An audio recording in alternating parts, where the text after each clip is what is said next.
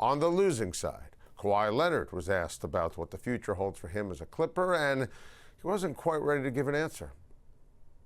You're going into the last year of the contract that you signed a couple of years ago with the team. You are extension eligible. I was just wondering, is this a place that you would like to stay going forward into the future? Let me cry about this loss a little bit more. We're going to have our discussions when that time comes. I would like you to cry. I mean, just cry. I would actually like if you cried because A, you should be sad, and B, how about you show a little emotion? How about you care? Kawhi Leonard is a joke. And I don't want to hear, well, Kawhi had a great year, most points per game he's ever had in his career. Listen, Kawhi Leonard is everything wrong with sports. Kawhi Leonard had a great situation in San Antonio with Greg Popovich, and obviously was instrumental as a two-way superstar, winning a championship. And remember, he came from San Diego State, and Pop developed him, and he became unbelievable, and he just refused to play for them anymore. So they trade him to Toronto, wins the championship. If he had any brains, and remember, he invented load management. And the sad thing is, and why everyone in the NBA started doing it, is because it worked. They won a championship in Toronto, and he was so loyal to that team. He's like, you know what? I'm going home to LA.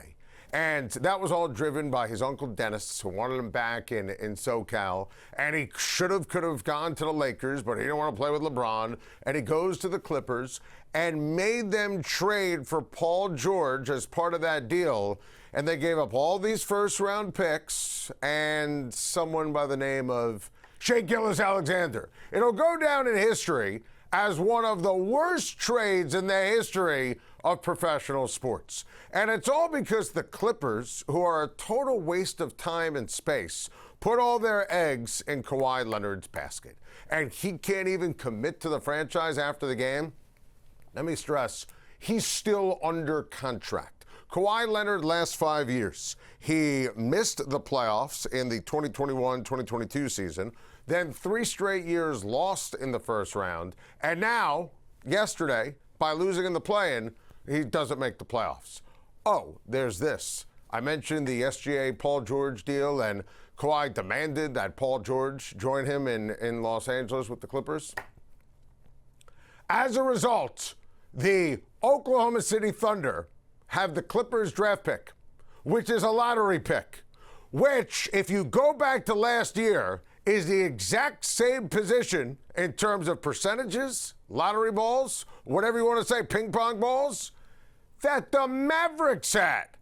Can you imagine if OKC gets the #1 pick in the draft? They're en route to another championship, and they somehow get Boozer or AJ? Are you kidding me?